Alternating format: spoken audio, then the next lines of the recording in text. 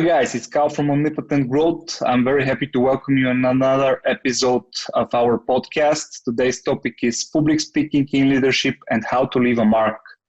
To give you a little bit of context, why we think that public speaking is important for leaders. I know that many times, for example, introverted person has a problem to be a good public speaker, but this is totally a trainable skill, and it's very important to connect with the audience. For example, if you have a larger team and a larger department, sometimes to convey a message, a vision, or something, a shift, a change in your company, you have to do it in an open manner and in a way that everybody would understand and will leave with something for them in the end of your speaking. So to start off, I want to say hi, Stefan. Hi, Kal. So another great topic again. As we said a couple of episodes before, communication skills are not a soft skill anymore. They're essential to relay your message, to persuade the public. So part of it is the fear of public speaking. I've recently learned that there is even a word for this fear. It's called glossophobia. So most of us, even those at the top, sometimes struggle with public speaking anxiety. Before we dig deeper into the topic, I want you, Kal, to tell me your experience in public speaking. What is the largest audience you've speaked in front of? Yeah, so the audiences are almost completely different depending on the situation and the occasion. The largest maybe is around 500, 600 people. Wow. And I've been, my portfolio in public speaking is very diverse. And luckily for me, because I had plenty of experiences to refine after that, because every type of setting brings a new type of challenge. And then I even had to do it without a microphone at times because of a technical problem, for example. And then you have to switch your mindset and the outwarding, the tone that you use, and how you stand and so on. But in as I said, in different settings, you should think about the things that will impact your speech the most. And sometimes the most intense speeches are in front of a small audience. And this is when you are talking about a subject. Like if you are talking about a general presentation, and here is the moment that I want to stress out, what is the difference between a finite presentation and a workshop presentation. If you are on a tribune in front of a board or in front of people that are going to judge what you present, then you need to have a finite product. There is no place for any improvisation there. So you have to be prepared beforehand. You have to think all the different angles beforehand, and whatever improvisation you do, you must do it in your trainings or in your repetitions, because this is the way you're going to get the most out of it, but it's definitely not the place to do it on the day you're presenting. And then there is, so this is the difference in preparation. And then there is the other type of presentation, more the workshop type of presentation, where you are expecting some interaction. So you're expecting that questions might be asked that are not correlating with the topic itself, or they're a bit off topic or something like that. So there you have to leave a place for improvisation, and the mindset is different, because if you enter the stage knowing that you can talk about everything, then you're going to be more relaxed, and you know that it's not one take event. So whatever is said, whatever is explored on that stage will be part of the experience, and it's expected to be like that. So there is a different type of preparation there. The one that I like the most, and this is bringing different contexts and different angles to one topic that is, for example, seen in a more collective way from the audience, but then I try to bring new angles and to provoke questions and to spark a discussion. Yeah. So in summary, it's quite different between the two types of presenting, and it's quite different when the audience is in a small room or in a big hall, and now the new normal online. Because when you're online, there is a whole different set of stuff that you need to do. We'll get into the details later on. Now I want to bring up some history, so to say, of the fear of public speaking. One of the theories states that the fear of public speaking is inherent in our genes from the prehistoric times, when humans perceived eyes directed towards them as a direct threat from predators. So in such situations, the amygdala, which is the part of our brain that is responsible for the fight or flight reaction, kicks in fully and literally paralyzes us. We start breathing shallowly, our faces become red, and we start even shaking sometimes. So, for example, I completely forget my English in front of an audience. So, another factor for the public speaking fear is the people's beliefs about public speaking and about themselves as speakers, viewing the speaking event as a potential threat to their credibility, to their image, and to their chance to reach an audience. So the risk of rejection by a group of observers comes from an ancient fear of being rejected by one's clan, which once meant being left on your own and face roaming against predators, which is a death sentence at the time. So I would suggest that first we start our conversation with some techniques, how to calm the body, the physical part. On the top of my tongue is the deep breathing. I'm also hearing something about visualization, like you should imagine the room, the audience, your performance in a couple of days in advance every day. Shift your focus from your internal fear to the message itself that you want to convey. Any other advices, Kal, from your side? Well, so I have tried different approaches. So the most effective ones I have from my sports career, like my arm wrestling, almost professional level of competing. So I've been in World Arm Wrestling, European Arm Wrestling Championships. I've played with the best of the best. And the things that you do, so there is something called the Wim Hof Preparation. And this is inhaling deeply and doing it fast, and then just releasing the breath. Like it goes something like. Is it through the mouth or through the nose? No, it's just through the mouth.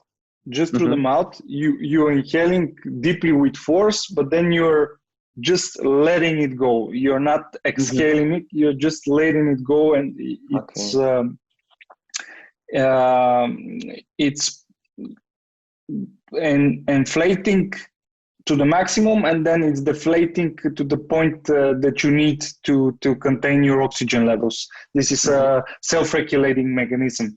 And what this does is that you try and get in the zone, and this is your first cue, because habits are made by cues, and to design the habit of speaking in public, you need to have your own ritual. So my ritual, there are plenty of tactics out there, but my personal ritual, to give the audience something that they can implement right away and try it out. My personal ritual starts with this type of breathing.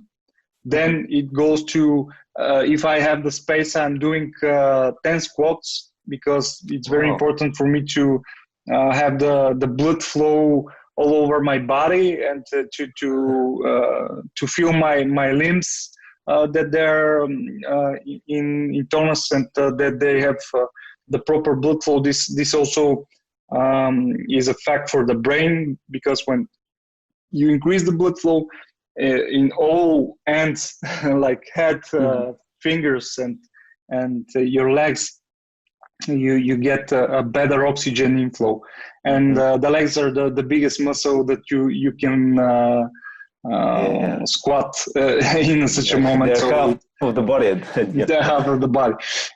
So this is the second. And the third one that many people don't know, but I'm wearing earbuds now, but when you massage the soft part of your ear, and you massage it firmly on both ends, and there are a lot of neuron ends in that part, and it releases the tension, and it gives you a more calm set of mind. And when you are in this stage of doing your ritual, then when I touch my ears, I know that I'm ready to do whatever, and I know that I'm in a flow state, so it will be whatever happens, it's the best version of what can happen anyways. So that relieves some of the tension that you have before speaking. Sorry, go ahead. No, sorry for interrupting you. Go ahead. I mean that there are other things that people try. I've heard all sorts of trying to meditate beforehand, but this is for me, it's not the ideal time, because that we have different brain waves, and when I meditate, I tend to try and go to alpha, and this is definitely not the presenting mode of my brain. So there I can create ideas, there I can really concentrate and go deep into a subject, or pick different types of areas of my brain to create an idea. But for presenting, definitely I need better. I need to be aware. I need to be on top of my subject. I need to know what comes next in my speech. So in our conversations, we are halfway prepared, halfway doing some experimentation and some improvisation. Exactly. Yeah, but this is because we make a workshop type of showcase. And if it's a presentation in which it's going to be decided if they give us venture capital, for example, I'll be preparing even the breathing with between my words. So it makes a lot of difference. Yeah. How important is when you started talking about preparation? How important is not the preparation, because obviously it's of paramount importance, but the rehearsal, and how many days in advance you start rehearsing? How do you rehearse for a public speech? Yeah. So the first and most important thing that you need to do is to know where you're presenting, to whom, to be able to craft your vocabulary and the way you express yourself. And also the third most important is the time box. You need to know how much time do you have for your presentation.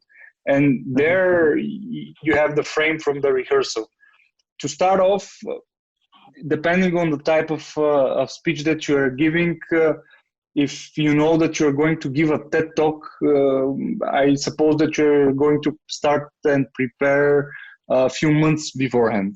But then if you are having impromptu presentation of great importance from, let's say, Wednesday to Friday, you're going to maximize the time that you have, the free time that you have in between, or by free I mean depending on the importance and the priority, you might have to free some time, because operational work is the thing that we should do to get somewhere, but to get somewhere we need to point the flag and to express our idea, express our message, or deliver something that is asked for us to get something back and to So you need to prioritize that. But your question was how important it is, and the rehearsal itself. The rehearsal, yeah. So the rehearsal, you need to time yourself. You need to map out the chunks. I always separate to either bullet points, not always to slides, because sometimes it's one slide with 5 bullet points, but out of those 5 bullet points, you have a lot of stuff that you want to convey, let's say. And the preparation, it really depends on the case, but I say that it has to fit in the time, and it has to give all the important messages that you want to say.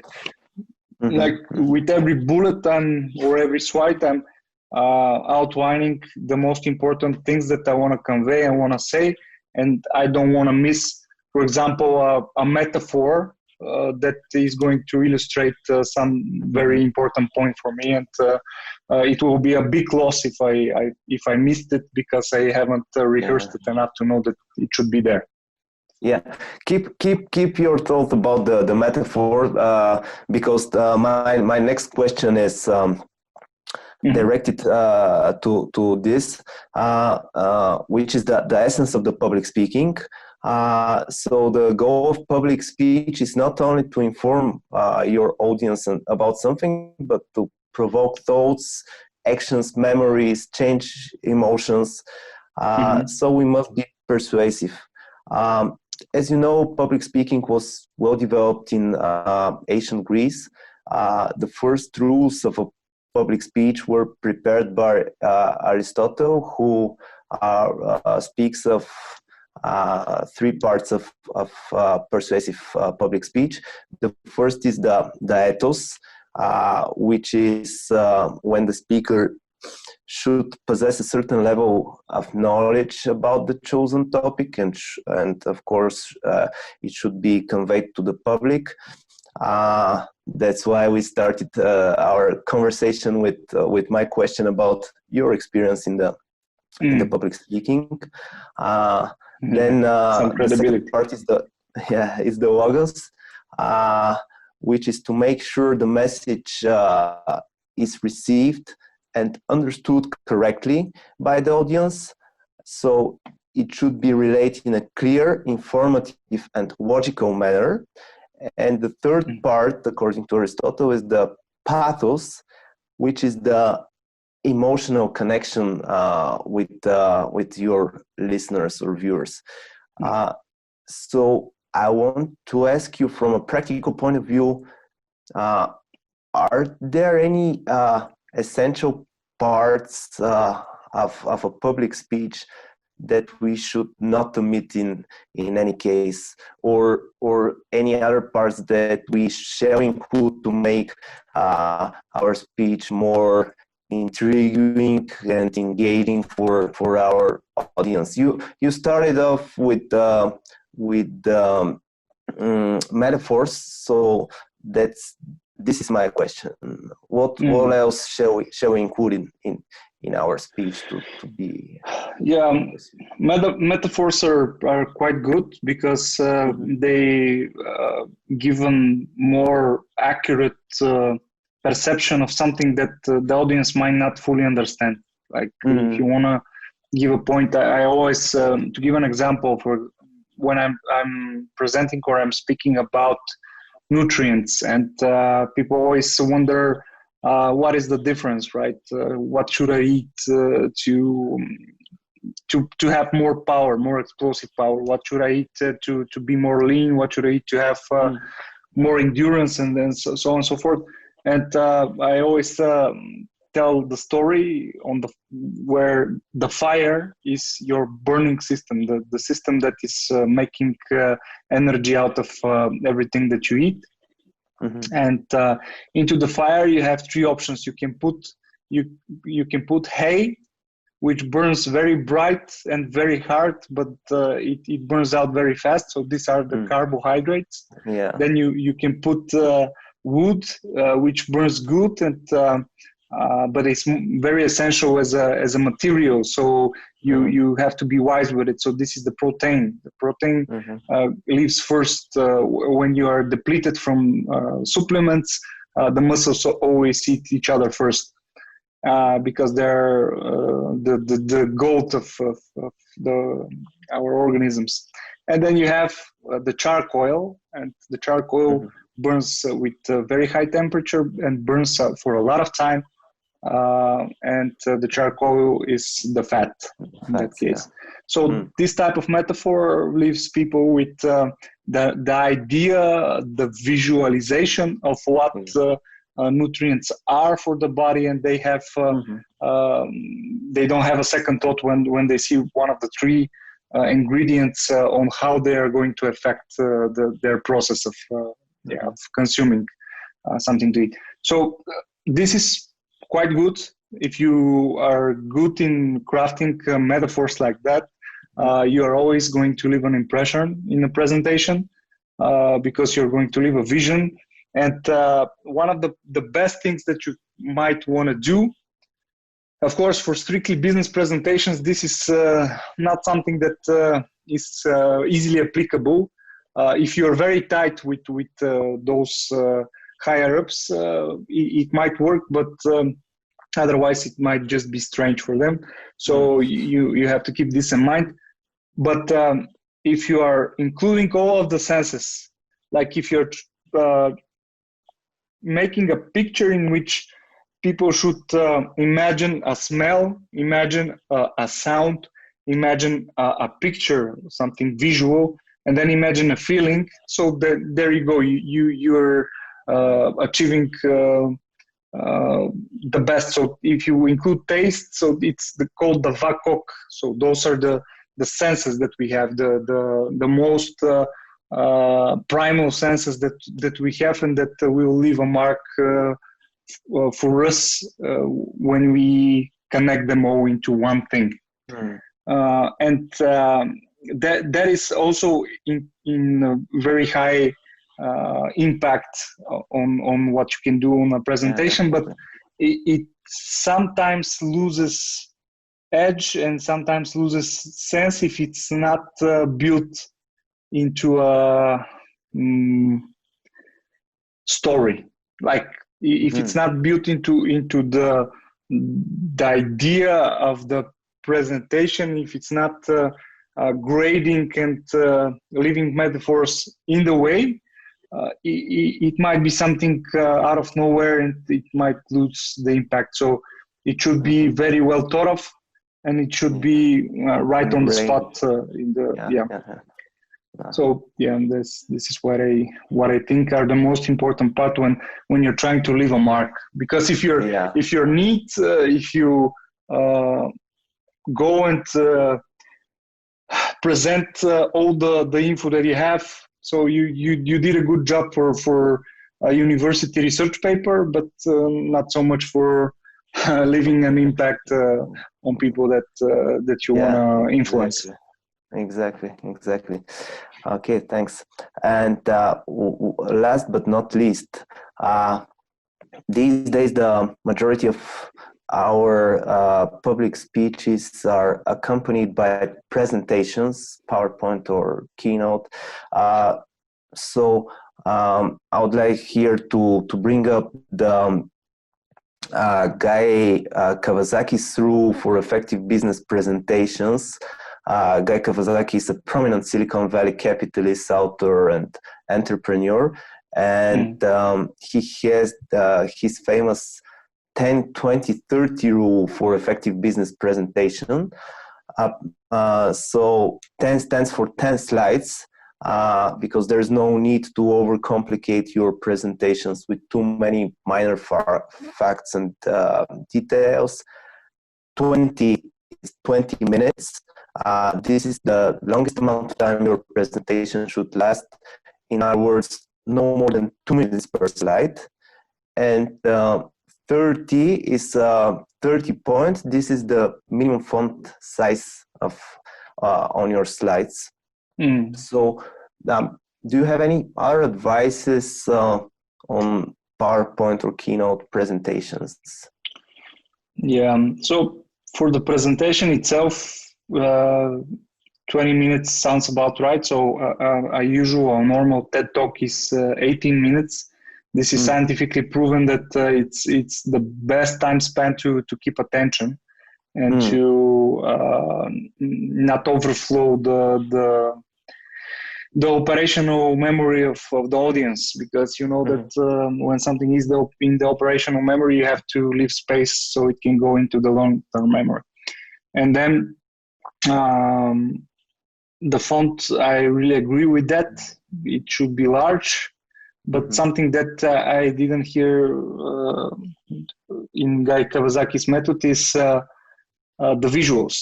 So if I have 10 slides, I would like at least 5 to have a visual on them, and to convey the message into a visual. It might be chart in some cases if it's more business oriented, but or a graph or something that is presenting a point, or it might be just purely an image that will leave some sort of a sense behind the message that you want to give to the audience. So this is something that I really want to stress, that images are your friend when you want to create a good impression, a story, and something that will leave a mark in your presentation. Because everything else will, the slides and the text will just disappear in time. Maybe some of the knowledge will, but the image will stay, because the image words at least 1,000 words, right? But it's even more, because through the image, sometimes when you connect it with the other senses, you are managing to create an idea about what this image represents. Then it holds to too many things in your brain, and it forms a little bit of myelin in that connection, so it's saved in the hard drive.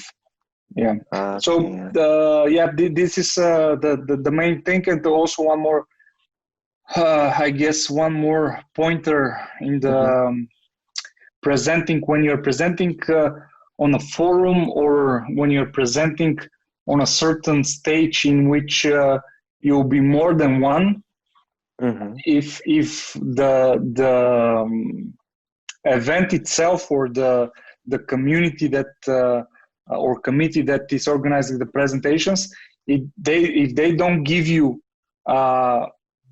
certain frame in which you have to make your presentation, consult with them and contact with the others that are going to present also, because the styles, it's best if it's a long time event for the whole day.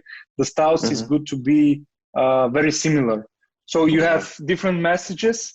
But if you have 5 presentations with totally different styles totally different arrangements, it will create more chaos than retention. And the winner might be one that is more than the others, but it's a bit of a lottery. So you want to, you want to be on the side of the collective good in such situations. Exactly. But this is also subject to an organization. I mean, from the event organizers, they should take care of to coordinate between the different presenters so that there is a coherent vision and so on.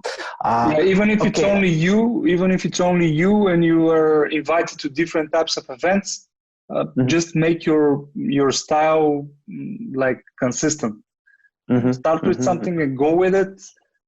If you change it on a yearly basis. Don't change it on a presentation to the presentation. Yeah. Okay, and from practical point of view, today we are more in the online world, especially now in this pandemic situation. I know you recently have been doing a lot of online presentations to your board. Is there any? There is, but what is your advice on the online presentations? Because they're a bit different than the offline ones. Yeah. So for online presenting, a few things are essential. You need to have a way to show your face. So it shouldn't be only slides. You have to find the right tool to present in a way that you can express yourself and people can see your face, your emotional state during the presentation. If you give a subtle smile or something when you're fired up about something, it's good to be framed. I prefer if it's for a presentation to be a little bit off, like to have a space between the camera and me, because I want to have the energy of the full upper body. But in the end, it's very important to see your face. So the lighting is very important. You have to think of source of light to your face. If it's murky, then you're not standing out that well, and the attention is lowered. Those simple things are you cannot believe how much they can lower the attention of how much people are listening, because it's now a time in which people can decide to turn off their cameras and lay on the couch, for example, and just listen. And this is, you want to grab them in the first 30-40 seconds. So this is for the mass presentations. Of course, when you're on a higher level with higher stakes, then everybody's listening closely. So there is even more important, because you're showing that your intentions for that presentation are serious. Another thing that I think is very important is to be able to speak on a good microphone with a good tone, to be sure that you are heard, and not to be speaking in a direction in which the microphone is not catching your full volume, your full body of tone and of voice. And it's difficult to imagine it, but trying to keep face contact instead of, so you have a camera in front of you, maybe the webcam, or another camera, the video conference camera. To make a great impression, you have to look inside the lens. And this is difficult for some people, because you want to see how you look on the screen, so you're looking at your frame. But to make the best impression, you have to look into the lens and trying to really, sometimes I imagine that through the lens, behind the lens are all the people. So I see him in one room, and behind the lens I can enter that room. So that's why I'm looking there, and I'm trying to create a facial contact. Those are pure all the major stuff, and then everything else it still applies. Yeah, exactly.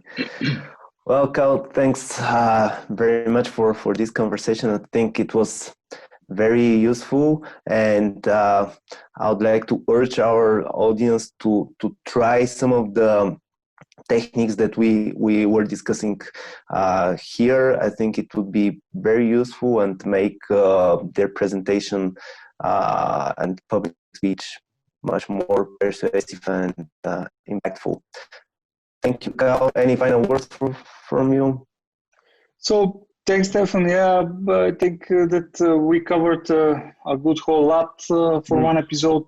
Of course, you might want to get in deeper research on some of the things that we are talking about, but it really it's up to how do you manage to present yourself visually.